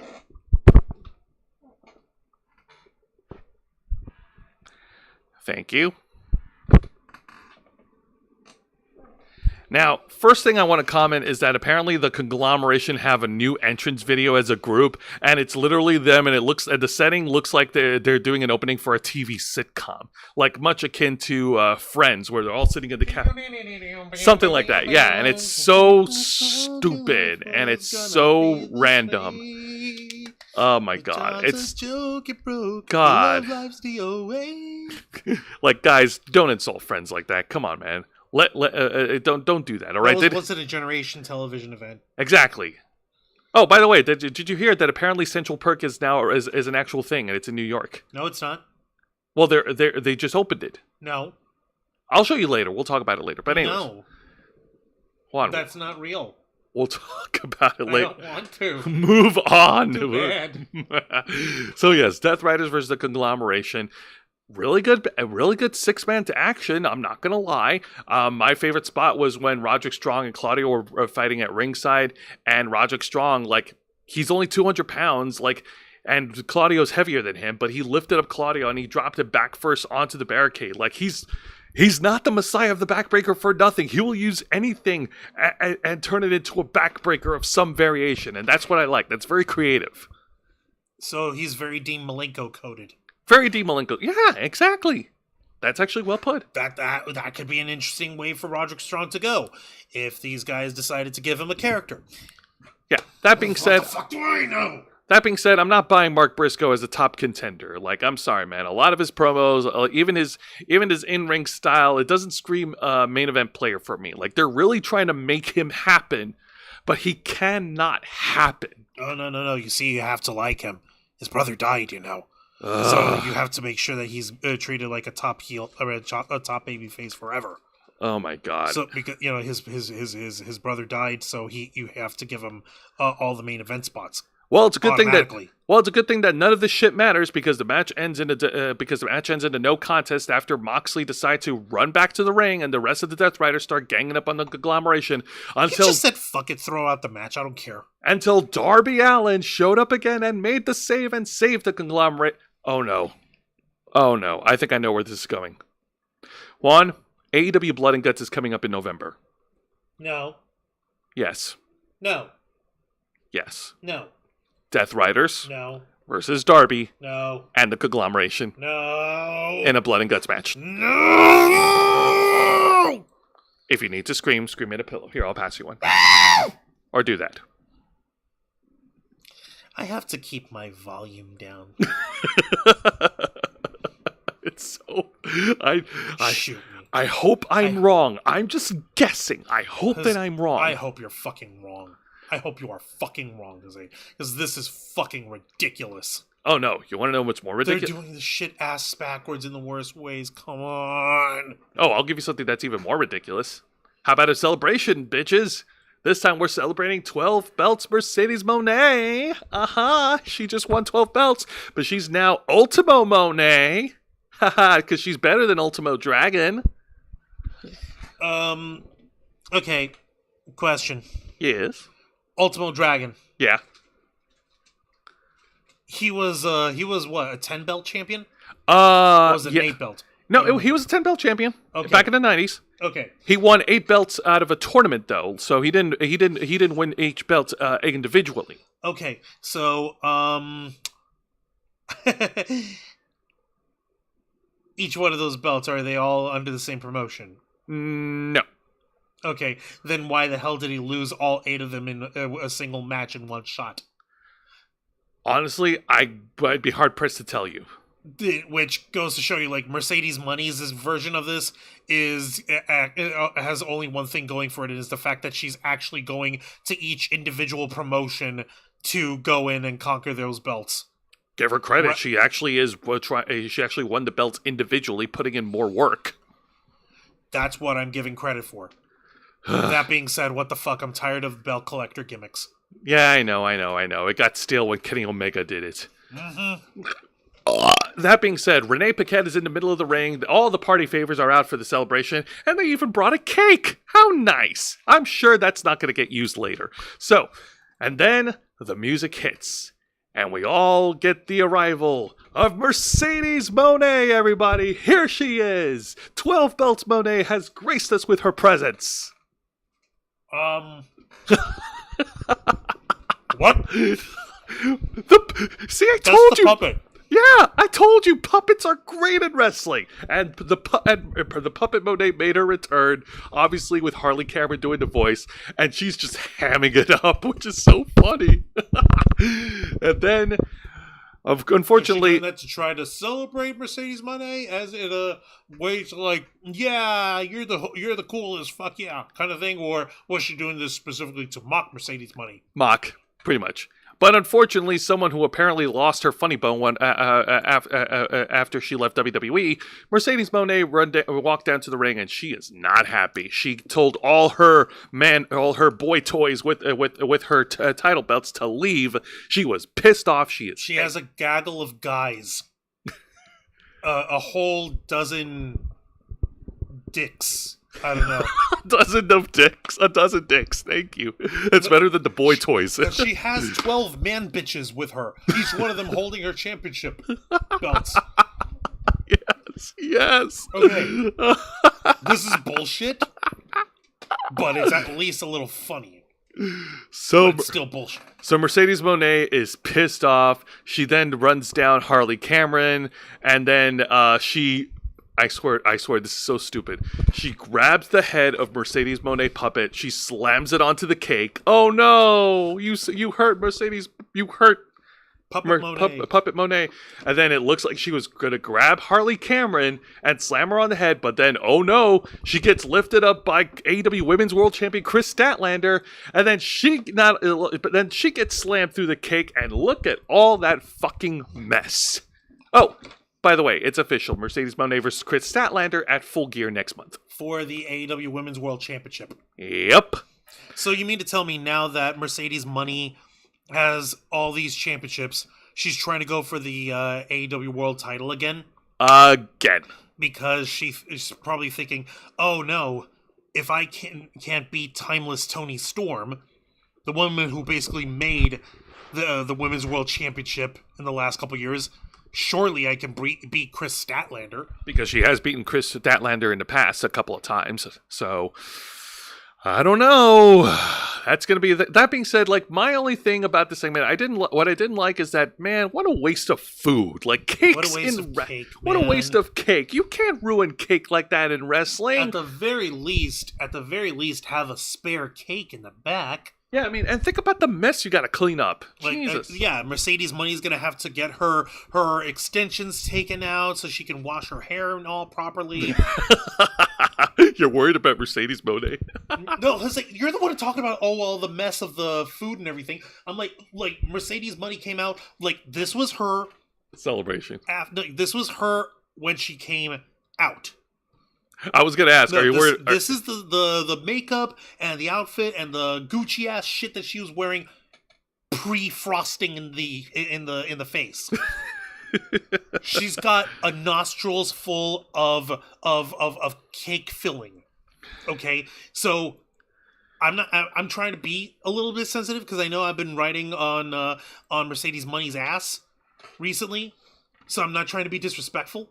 It's okay. So I am gonna say I feel bad for the fact that she would have to go through all the horse shit that all the pain in the ass the work that she did with her makeup, only to get smushed in with her cake and all this craziness, and now she's gonna basically have to get hosed down. Yeah, I know. I feel sorry. Cleaned. Yeah, I know. I feel sorry for Mercedes Moné. I hope Harley Cameron takes good care of her. Oh, you're talking about the actual person. I'm sorry. Ha. But anyways, that's the only knock I have on this segment. Is just like, I don't know, cakes and wrestling in general, they don't go well with each other. Well, they go well if you know how to do it properly, if you do that shit right. History has proven otherwise. That incident with WCW and them not knowing how to clean a cake off of the mat is an exception. All right? I mean, any dessert. desserts. That was exactly what you were thinking of. Okay, well, any dessert, period. Like, what about Charlotte when Charlotte pied Toni Storm in the face before Toni was fired from WWE? That's still, like, was the pie thrown all over creation, or was just pie in the face? It was a pie in the face, and then Toni Storm grabs a pie and tries to throw it right back. It's just a whole fucking mess, man. Okay, I just don't like food being wasted. Look, I'm the freaking chubby dude with the diabetes here. If anyone should be mourning the loss of a sweet treat, it should be me. But I'm handling it in stride, so you shut your cake hole.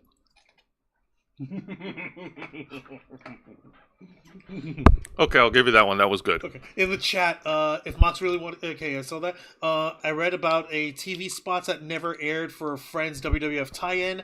It was funny, not funny scene of Taker crying during the end of Friends series finale. Paul Bearer is handing him tissue. Oh my god, what the fuck? That would have made no sense. Ultimo Monet is sort of a funny nickname. I saw Monet beat Alice Inc. here on YouTube. Alice Inc. is covered in tats, hot as hell. Hot as all hell. All right. Now, well, again, congrats on that. Now, before we get to the main event, we do God. have an honorable mention, and oh my goodness, it's almost as if AEW is listening a little bit because they gave more women more time on TV. It is a 4-way tag team match. Holla, holla, holla, holla, holla, holla, holla. That's right. We get four tag teams competing against each other. You have the team of Megan Bayne and Penelope Ford. You have the team of Jamie Hayter and Queen Aminata. You got the team of Harley Cameron and Willow Nightingale. And finally, the team of Sky Blue and Julia Hart. Okay. This is a cheat, Jose. This may be a step forward with, on paper of giving more women airtime in the ring. But this is a cheap-ass way of doing it. Putting 8 women together in a 4-way tag match. That is cheating. Apparently there's a stipulation to this, because whoever won this tag match gets to pick and choose which tag team they're going to face in the first round of the AEW Women's World Tag Team Title Tournament. Oh yeah, I'd forgotten that we now have a women's tag team championship for AEW now. So there's actual I stakes. legitimately forgot. It's okay, there's actual stakes. Not the stakes you're thinking of. Oh. Anyways, so it was a fun tag match. All the women got a chance to shine during this match. It was a lot of fun. I also like seeing Penelope Ford in Harley Quinn cosplay. That was actually awesome. And yes, you can see Megan Bayne sporting the Poison Ivy look. Is this on purpose? Are they trying to do Harley and Ivy on purpose? Is this a thing? I think it's a thing because Halloween is coming up. I don't know. No. Because it wouldn't have made graphics for these two in this outfit just for this. Because what's her face, Megan Bayne and Penelope Ford, they would have had these ladies would have had different gear than what they had on in the ring, didn't they? Like Sky Blue wasn't wearing this exact same thing, and Jamie Hayter wasn't wearing this exact same thing, were they? Well, here's the thing. So Harley Cameron and Willow Nightingale, they were matching colors. Okay. They were matching bright colors, and yes, Penelope and Megan Bayne, they did dress up as Harley and Poison Ivy on Dynamite. No, I'm saying Jamie Hayter, Queen Aminata, the rest they of the didn't. ladies. Yeah, they didn't dress. Yeah, no. In the same way that they look in the graphic here. Correct. So yeah, no, this is a thing that they're doing. They're trying to do a Harley and Ivy. Yeah, but it's fine. I don't care. It can work as long as they don't get too stupid with it. The winners, of course, are Jamie Hayter and Queen Aminata, and we finally have the tournament bracket laid out. Juan, go ahead and show the bracket.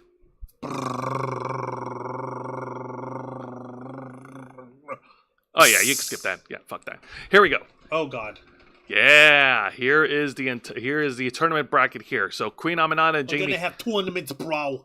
Queen Aminata and Jamie Hayter will be facing off against the team of the Sisters of Sin. Oh yeah, of course, Sky Blue and Julia Hart. And let's see, Willow Nightingale, Harley Cameron will be facing off against the team of Mercedes Moné and Athena, the Ring of Honor Women's World Champion. Let's see, over on the other side, you've got the team of Alex Windsor and Riho going up against Timeless Toni Storm and Mina Shirakawa. And finally, you got the team of Megan Bayne and Penelope Ford going up against the team of Tay-J, Anna Jay, and Ty Mello. Tay-J. Yeah, Tay-J. No. Is it Tay Mello or Ty Mello? Ty Mello. Then it's Tay-J. Tay-J, fine. But all the same, this is the bracket. We finally have it laid out. I mean, AEW only waited, nearly a month to announce the tournament? No, yeah, to announce the actual thing, because they were, running around like chickens with their head chopped off. Fucking Tony Khan can't fucking focus on more than one thing at a time. Well, nevertheless, I'm happy to see that the tournament is finally laid out, and yes, I'm happy to see that Toni Storm has finally pivoted over to going into tag team action with her BFF Mina Shirakawa. They're just BFFs. The other Fs are the bra size for Mina's boobas. That's true. All right, now let's go to the main event. And this is a one-on-one contest for the AEW Unified Championship. What? You know, the title that you hate. No, which one? The Unified title. What? You'll see. The AEW Unified Championship. I seem to have stopped caring. Ha! As the champion, the Rainmaker, Kazuchika Okada, representing the Don Callis family, takes on the champ Bandito, the Ring of Honor World Champion, and one half of the AEW World Tag Team Champions. And I do have pictures of it. Unfortunately, I don't have many pictures of the match, but let me talk about this because this is actually a really fun main event.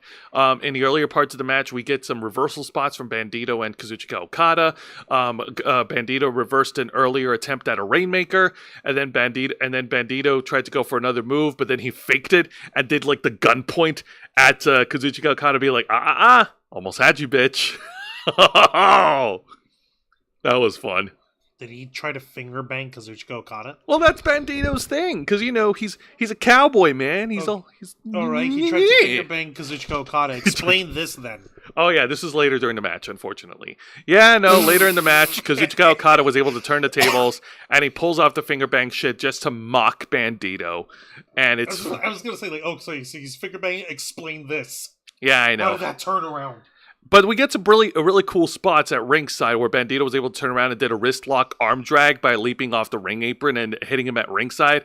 And then back in the ring, Kazuchika Okada does his fucking like middle finger pose. He puts up the deuce because that's his thing now. Because he can't just keep shouting, bitch. Bitch. I think it's funny.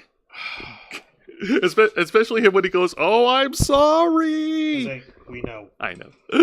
But anyway, so getting back to the tag team action. So after getting punished by the Rainmaker, let's see here. Bandito hits a fiery comeback, hits him with a bunch of kicks and other high-flying moves. He goes for the 21 plex, but then Kazuchika Okada was able to kick out after 2, and then he tries to lay out Okada with his own Rainmaker, but Okada was able to kick out.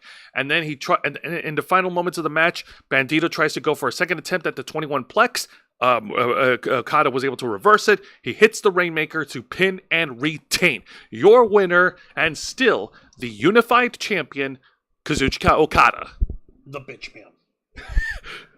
And then after the match, Konosuke Takeshita, who, by the way, recently won the IWGP World Heavyweight title in New Japan. Congratulations to him. When did that happen? It happened some time ago in New Japan Pro Wrestling.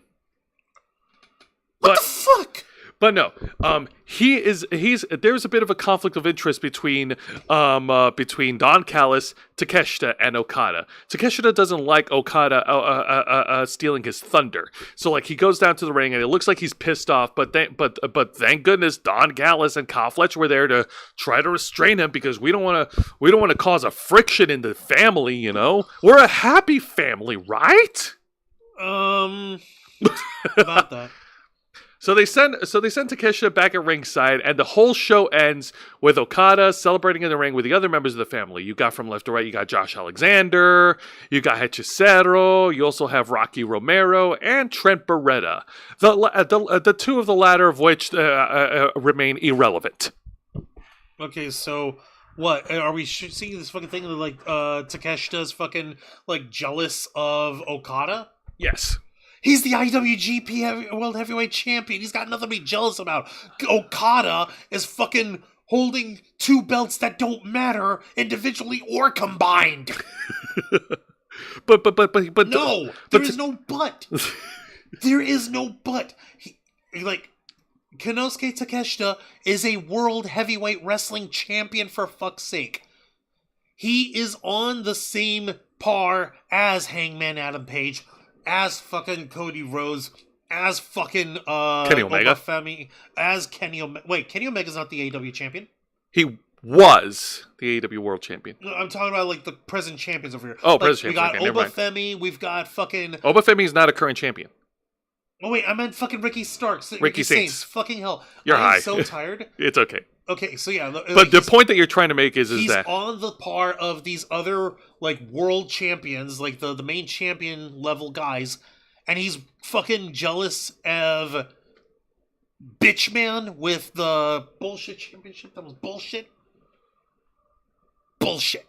very much bullshit. But this is the story that we're going with right now, and honestly, it's about time Story that my dick. hey, at least they're causing friction, and I actually want to see the family break up. Well, so do I, but this is kind of like the dumbest fucking thing. Like, what's he fucking angry about? What's he fucking jealous about?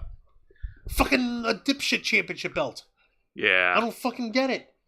All right. He Well, sent in the chat saying, sad that Britt Baker and Abaddon are not in the women's tag tourney. Yeah, namely because Tony Khan doesn't know how to book Abaddon except during Halloween, and Britt Baker isn't dating one of the guys who's in Tony Khan's ears anymore. well, no, Abaddon's no longer with AEW. That's what I'm saying. Oh yeah. He True. only ever brought her out once a year during Halloween, and that was it. Wow, it's almost as if she was typecast. That was actually Anyways. exactly it. Anyways, so now, unfortunately, we don't have a full review of this week's TNA Impact because once again, it looks like they're taking a little bit of a break, and they did, and they showed a web documentary instead called "Bound for Glory: Fade to Black." Now, to give a brief summary, this is more of a behind-the-scenes documentary where we get commentaries from a few TNA wrestlers. What's up? I think we should ring the bell at this one because, again, like... Yeah, go ahead, ring the bell. All right, don't mind if I do. So to give a brief summary, Bound for Glory Fade to Black is basically a documentary episode where they go behind the scenes of the production for Bound for Glory. We go behind the scenes and we get some individual commentary from a few TNA wrestlers, and we show some video packages of what happened to Bound for Glory that they've already shown last week. So that was fun to watch. That was okay. It looks as if we're right now entering a little bit, not necessarily a downtime period, but it looks like we're entering the period where TNA is slowly like winding down their touring schedule. You know what I mean?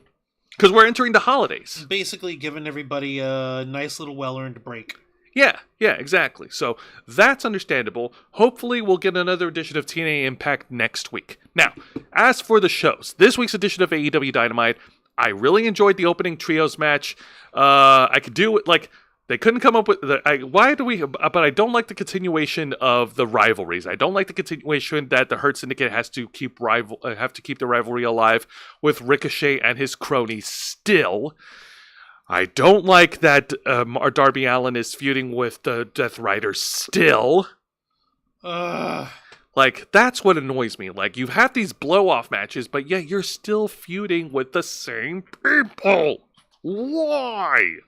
It just bothers me. And now, Darby's promo was great. I loved it, but man, like, it's just... I just want him to move on, man. I just want him to challenge for the AEW World title. There. Now, that being said, okay, my bone of contention against Cakes notwithstanding, yeah, I did get a good laugh at the Mercedes Moné segment. That was actually funny. I mean, yeah, like for once it was a little entertaining. Yes, and oh my god, even though they were late to the party, wow, you're presenting more opportunities for the AEW Women's Division. Good for you. Thank you. Yes. You are now receiving the official Broken Clock Award. Yeah. Congratulations, Tony Khan. Now, this week's edition of NXT, the Go-Home Show before Halloween Havoc, was also very fun. Of course, it was all centered around Tatum Paxley, and her finally coming to her own character as a main event player.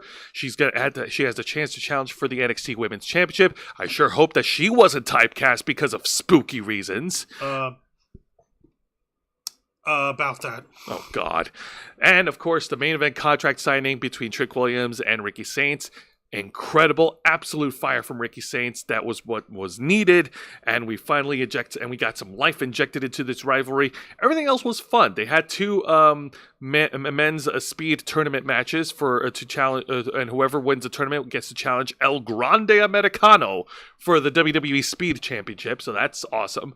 And oh my God, the funniness of the X Division title match with Ariana Grace jumping on Giovanna. It's like, that was some hilarious shit, man. Yeah, the way you described it, yeah, that was some pretty funny shit. And we're going back to the broken universe. Wonderful, Yes, I can't wait.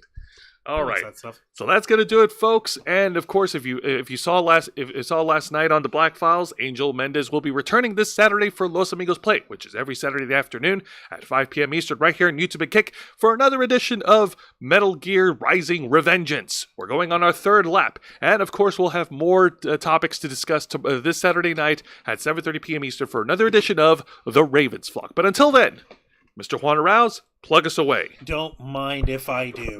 Ladies and gentlemen, boys and girls, and everyone in between, thank you very much for watching this week's live stream edition of Wrestle Rewind, hosted by Jose Casabona,